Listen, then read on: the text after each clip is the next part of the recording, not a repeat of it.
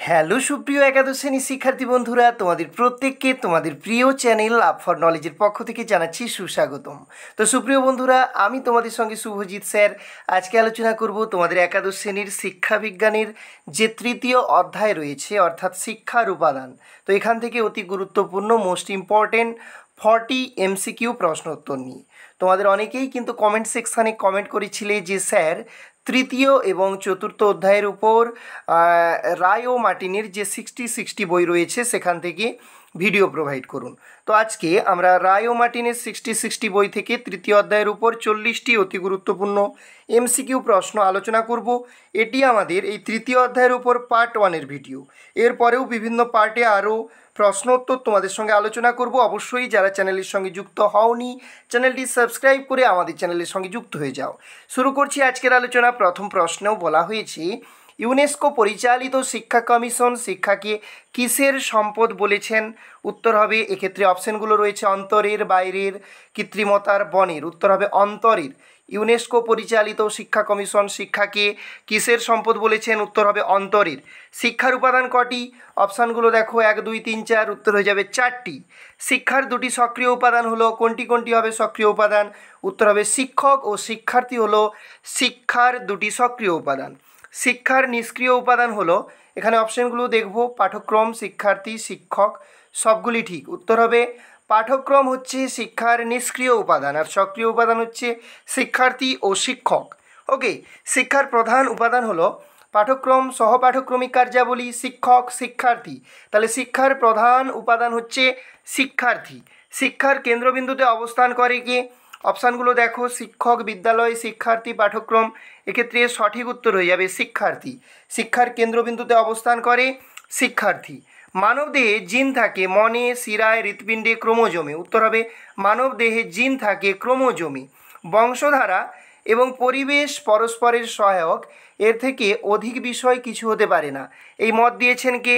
এখানে বলা হয়েছে অপশানে ডাগডেল, স্টোন, গ্যারেট, ওয়াটসন। উত্তর হবে গ্যারেট বলেছেন যে বংশধারা এবং পরিবেশ পরস্পরের সহায়ক, এর থেকে অধিক বিষয় কিছু হতে পারে না। এই উক্তিটিকার গ্যারেটের বা এই মতটিকে দিয়েছেন গ্যারেট। মাতৃজননকোষ ও পিতৃজননকোষের মিলনের ফলে যে নতুন কোষটি তৈরি হয় তার ক্রোমোজোম সংখ্যা হবে 23 জোড়া, মানে 46টি হবে। মাতৃজননকোষ এবং পিতৃজননকোষের মিলনের ফলে যে নতুন কোষটি তৈরি হয় তার ক্রোমোজোমের সংখ্যা কত হবে? 23 জোড়া। পুরুষের যৌন ক্রোমোজোম হলো, উত্তর কী হবে এক্ষেত্রে? XY, XX, YY, XY, ZZ। উত্তর হবে পুরুষের যৌন ক্রোমোজোম হচ্ছে XY।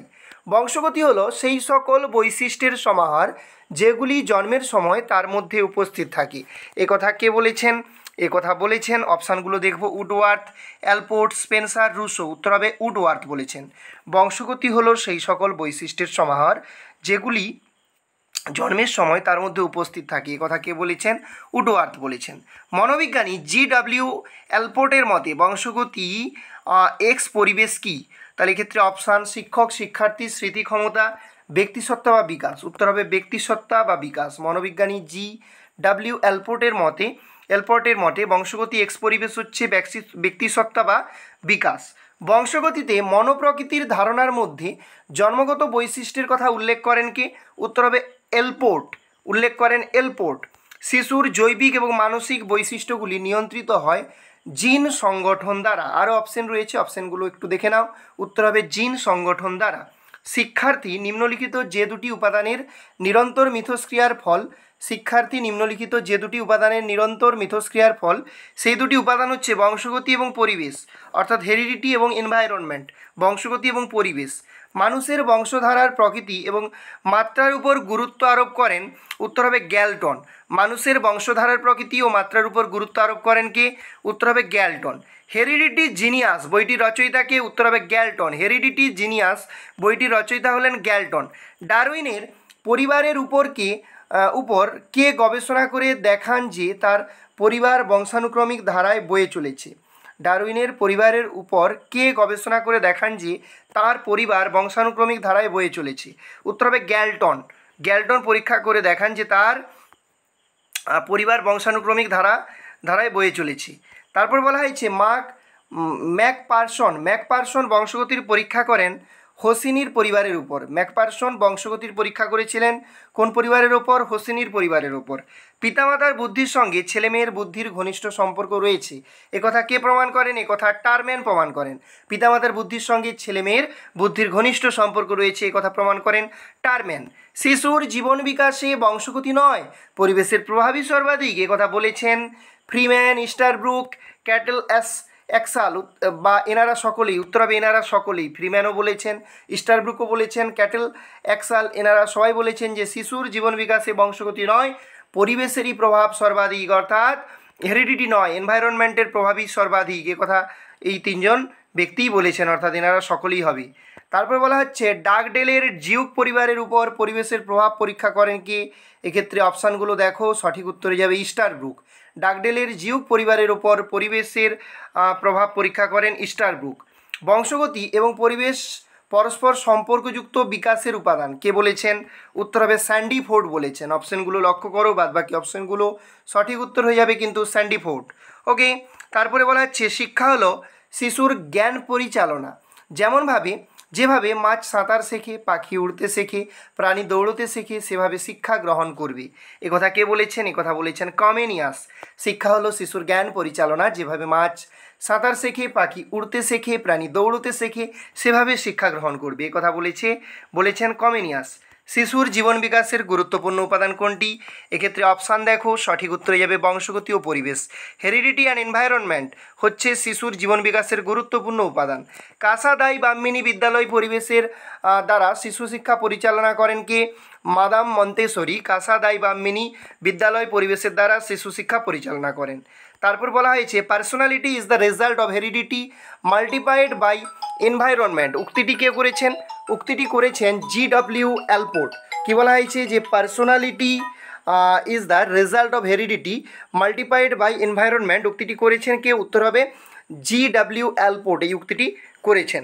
তারপর বলা হচ্ছে পরের প্রশ্ন, ব্যক্তিত্ব হলো বংশগতি মাইনাস পরিবেশ, বংশগতি প্লাস পরিবেশ, বংশগতি ইজ টু পরিবেশ, বংশগতি ইনটু পরিবেশ। এক্ষেত্রে ব্যক্তিত্ব হলো বংশগতি গুণিত পরিবেশ। একটি সন্তান কন্যা হবে যদি নারীর এক্স ক্রোমোজোম পুরুষের এক্স ক্রোমোজোমের সঙ্গে মিলিত হয়, তাহলে একটি সন্তান কন্যা হবে।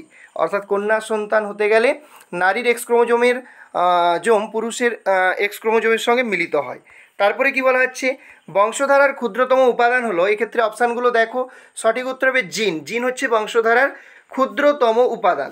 তারপরে বলা হচ্ছে ছাত্রানাং অধ্যয়নং তপ, এই কথাটির অর্থ কি? এই কথাটির অর্থ হচ্ছে শিক্ষার্থীদের একমাত্র কাজ অধ্যয়ন। ছাত্রানাং অধ্যয়নং তপ, এই কথাটির অর্থ হচ্ছে শিক্ষার্থীদের একমাত্র কাজ হচ্ছে অধ্যয়ন।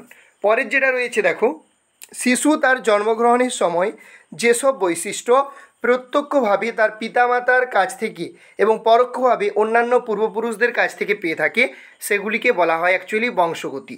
তাহলে অপশান সি সঠিক উত্তর। বংশগতির জনক বলা হয় গ্রেগর জোহান মেন্ডেলকে, বংশগতির জনক বলা হয়। মনোবিদ অ্যালপোর্টের মতে মানুষের ব্যক্তিত্ব যে দুটি উপাদানের পারস্পরিক ক্রিয়ার উপর নির্ভরশীল, সেগুলো হলো বংশগতি এবং পরিবেশ, অর্থাৎ হেরিডিটি এবং এনভায়রনমেন্ট। ওকে, তারপর ব্যক্তিত্ব বিকাশের ক্ষেত্রে বংশগতির প্রভাবকে প্রধান বলেছেন কে?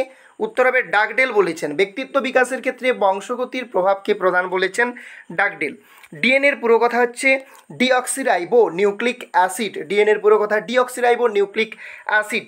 ওকে, যেসব কোষে ডিএনএ অনুপস্থিত থাকে সেসব কোষে বংশগতির ধারক এবং বাহক হিসেবে কাজ করে আরএনএ। আরএনএর পুরো কথা কি? Ribo nucleic acid. যেসব কোষে ডিএনএ অনুপস্থিত থাকে সেসব কোষে বংশগতির ধারক ও বাহক রূপে কাজ করে আরএনএ। আরএনএর পুরো কথা হচ্ছে রাইবো নিউক্লিক অ্যাসিড। হেরিডিটি শব্দটি যে শব্দ থেকে উৎপন্ন হয়েছে তা হলো ল্যাটিন শব্দ থেকে হেরিডিটি শব্দটি উৎপত্তি হয়েছে। হেরিডিটি শব্দটি যে ল্যাটিন শব্দ থেকে উৎপন্ন হয়েছে সেটি হচ্ছে হেরিডিটাটেম। হেরিডিটাটেম শব্দ থেকে হেরিডিটি শব্দটি এসেছে। বংশগতি হলো সমস্ত দৈহিক ও মানসিক বৈশিষ্ট্যগুলির সমষ্টি, যেগুলি শিশু জন্মলগ্নে তার পূর্বপুরুষদের কাছ থেকে পায়। বলেছেন কে? এই উক্তিটি করেছেন স্টোন। এই উক্তিটিকে করেছেন স্টোন। তো সুপ্রিয় শিক্ষার্থী বন্ধুরা, আজকের এই যে আলোচনা পর্ব, এখানে তোমাদের সঙ্গে একাদশ শ্রেণীর শিক্ষাবিজ্ঞানের যে তৃতীয় অধ্যায় শিক্ষার উপাদান সমূহ সেখান থেকে অতি গুরুত্বপূর্ণ 40টি প্রশ্নোত্তর আলোচনা করলাম। এটা ছিল আমাদের প্রথম পার্টির ক্লাস। তো আশা করি আজকের আলোচনা ভালো লাগলো। যদি আলোচনাটি ভালো লাগে তাহলে অবশ্যই একটি লাইক করো, সেই সঙ্গে তোমার প্রিয় বন্ধুবান্ধবীদের সঙ্গে ভিডিওটি বেশি বেশি করে শেয়ার করে দাও, বিকজ শেয়ারিং ইজ কেয়ারিং। দেখা হচ্ছে পরবর্তী ভিডিওতে আরও অন্য একটি পার্ট নিয়ে। সবাই ভালো থেকো, সুস্থ থেকো। জয় হিন্দ, জয় ভারত।